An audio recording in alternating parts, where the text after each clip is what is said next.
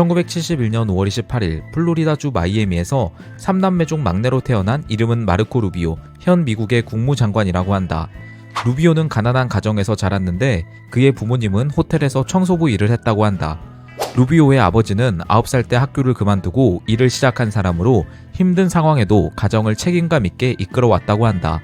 그는 특이하게도 풋볼 장학생 출신으로 대학을 갔다고 하는데 이후 플로리다 대학교로 편입, 갑자기 정치학에 꽂혀 정치를 전공했다고 한다. 그 후 마이애미 대학교 로스쿨에 입학, 심지어 우등생으로 졸업 후 변호사가 되었다고 하는데 루비오는 정치나 법을 공부할 때 본인의 적성을 깨달았다고 한다. 그리고 1998년 마이애미의 행정위원으로 선출되며 그의 실전 정치 인생이 시작되었다고 한다. 그는 사실 쿠바 이민자 2세 출신이라고 한다. 그의 부모님이 쿠바 출신이고 미국 플로리다에 이민을 온 것이라고 하는데 이 배경은 단순한 가족사가 아니라 그의 외교 도선을 규정한 핵심 요소가 되었다고 한다. 많은 이민자 출신 정치인들이 본인 출신 국가나 다른 이민자들에게 유화적인 정책을 펼치는 반면 루비오는 흥미롭게도 그 중에서도 가장 강한 보수 노선을 걷는 인물이라고 한다. 정체성과 노선이 반드시 일치하지 않는다는 점에서 정치적으로 굉장히 흥미로운 사례라고 한다. 특히 최근에는 베네수엘라, 쿠바 등 중남미 좌파 정권에 대한 미국의 레짐 체인지가 일어나고 있는데 그 선봉에 루비오가 있다고 한다. 마코 루비오는 한때 공화당에서 내세운 차세대 스타였다고 한다. 젊고 이민자 가정 출신이고 말도 잘했고 스토리도 좋아서 그에게는 공화당의 오바마라는 별명이 붙었다고 한다. 당시 미국 언론은 그를 미국 보수의 미래라고 불렀다고 하는데 정작 루비오 본인은 오바마를 매우 싫어한다고 한다. 왜냐하면 최근에 미국 정보국에서 오바마의 사법기관 압박 및 러시아 게이트 조작 조사까지 이루어지고 있고 특히 거의 권력의 정점에서 오바마에 대한 모든 사실을 이미 알고 있기 때문이라는 분석이 크다고 한다. 특히 그의 몇 안 되는 상관인 벤스 부통령과 트럼프 대통령이 오바마와는 거의 원수지간이기 때문에 루비오 역시 오바마를 똑같이 생각하고 있다고 한다. 그럼에도 불구하고 과거에는 트럼프와 맞섰던 인물이었다고 한다.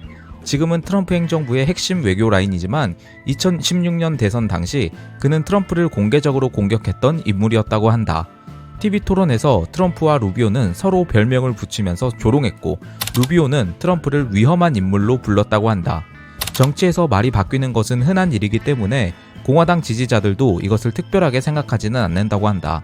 당연히 지금은 트럼프 대통령의 가장 큰 조력자이고 벤스 부통령과 함께 공화당 차기 대선 주자로도 언급이 되고 있다고 한다. 가끔 나오는 그의 강경한 발언 때문에 투사 이미지가 있지만 실제 정치 행보는 상당히 계산적이라고 한다. 특정 발언이나 이념적으로 급진적이라기보다는 이미 짜여진 구조 안에서 본인의 영향력을 극대화하는 타입이라고 한다. 즉, 감정보다는 생존 전략이 강한 정치인이라고 한다. 때문에 트럼프 내각의 인준에서 충성심이 중요함에도 불구하고 맹목적 충성파는 아닌 루비오가 대외 메시지와 외교적 이미지에 적합하다는 평가로 트럼프 2기 국무장관에 지명이 되었다고 한다. 특히 그는 중국, 쿠바, 베네수엘라 문제에 대해서 강경하면서도 논리적인 프레임을 짜는 능력이 있다고 한다. 즉 그의 국무장관 지명은 내부 결속용 인사라기보단 국제사회에 보내는 신호용 카드라는 분석이 있다고 한다. 벤스 부통령과는 대비되게 한국에 대해서는 친화적이라고 한다.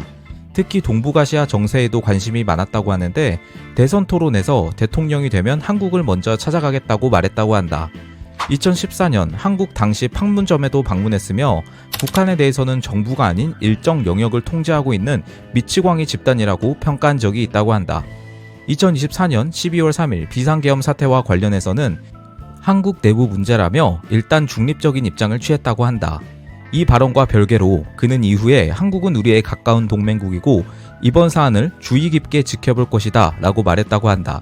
특히 중국에 대해서는 아주 강경한 입장이라고 하는데 현재는 국무장관이라는 위치 때문에 예전만큼은 못하지만 과거는 중국 주석이 방미를 해도 레드카펫조차 깔아주면 안 된다 라고 주장을 했었다고 한다.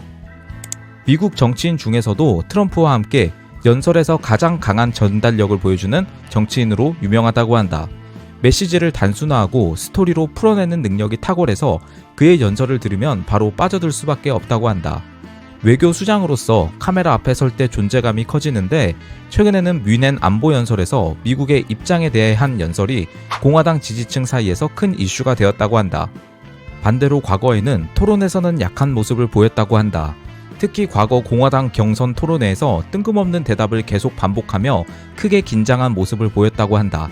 너무 당황한 나머지 식은땀을 줄줄 흘리는 모습도 포착이 되었는데 완벽에 가까운 정치인 루비오의 인간적인 모습이었다고 한다.